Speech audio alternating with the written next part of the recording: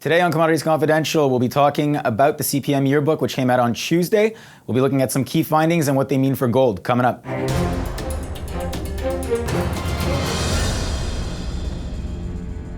And with me now is Rohit Savant, Senior Commodities Analyst for CPM Group. Rohit, thanks for joining me today. Thanks for having me. So now let's talk about the CPM Yearbook. Came out on Tuesday. Let's start off with your projection for gold prices. You believe they're going to consolidate and then uptick slightly. What kind of price ranges and targets do you have for gold in 2014? Yeah, what we're looking at for 2014 is really an uptick from the lows that we saw at the end of last year. If you look at our price forecast, the annual average is actually about 5.5% lower than what it was in 2013. So we have an annual average price of 1330, but we expect that prices would in general be above levels that we saw at the end of last year. And we think that the second half of 2014 would be better in terms of prices than the first half. Now in the yearbook, CPM expects that as investors come to feel more confident that the downside for gold is limited, they should be expected to return as increased volume buyers for the metal. There are several good reasons for the market participants to remain interested in owning gold. Now that's a blurb from the yearbook. Can you give me some reasons why investors should be holding the yellow metal, whether it's safe haven or whatever it is you believe? There's several reasons why investors should be holding gold. I mean, you still have a lot of the longer-term structural issues in terms of trade imbalances and currency market risk and huge government deficits. All those things are still an issue. Yeah, they're not fresh news anymore, but they're still issues. They still haven't been resolved. They're going to take several years to be resolved. And I think all of those reasons are good reasons for investors to hold at least a portion of their portfolio in gold. And I think what happened last year in 2013 was essentially that you saw investors getting disillusioned by the fact that gold prices didn't really break those record highs that we saw in 2011. They kind of moved sideways in 2012. And I think investors just got tired of waiting.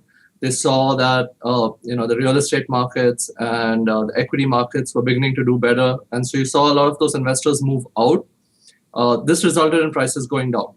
We think this year, if prices are able to hold, and we do think that they'd be able to hold the lows of last year. So if they don't break below that, and investors get confident that this is the bottom, then you're probably going to start seeing more investment demand for gold, basis all the previous reasons that I mentioned, all the structural issues that you have around the world. Now, you guys had an interesting point regarding interest rates. Now, a lot of analysts see the interest rates going up and that being bad for gold, but you don't see it that way. What's your belief in that regard? We really don't see a correlation between real interest rates and gold prices. I mean, if you look over the longer term, there's virtually no correlation between these two metrics. And there are several reasons for that.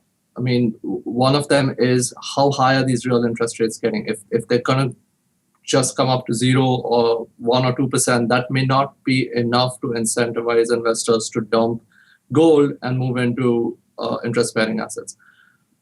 And the other thing is, are these interest rates going up in expectation of higher inflation in the future? If that's the case, that actually gives investors greater reason to hold on to their gold, because gold acts as a good hedge against inflation. Now let's move over to supply. Now, 2013 was a bad year for mining companies. I mean, there's no sense rehashing it.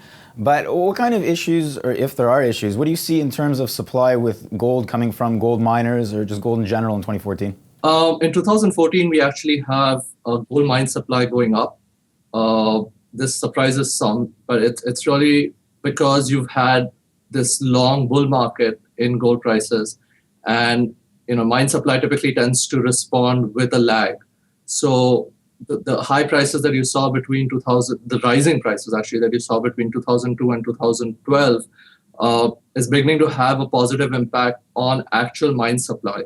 So in the short to medium term, so over the next year or two, we actually see mine supply going up in response to those prices. You saw a lot of money being spent on exploration. You saw a lot of expansion projects. You saw a lot of new projects coming on stream. And everything that came on stream between 2012, 2013, and even this year, those projects are going to be in ramp-up phase. So you're probably going to be seeing, or rather we expect that you see an increase in mine supply over the next year or two. All right, let's take it home with the Iraqi Central Bank and their 36 million metric ton purchase of gold in March.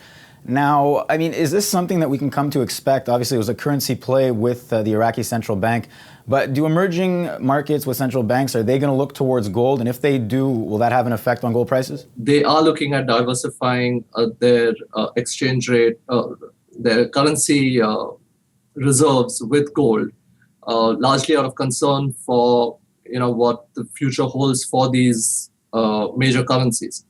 And so it's definitely supportive of prices, but you have to understand that central banks, similar to investors, do tend to be price sensitive. So if you look at 2013, for example, you did see central banks buying gold, but there were times when they were pulling back in response to an increase in price. If they saw prices drop, they would hold back and wait to see how low it goes.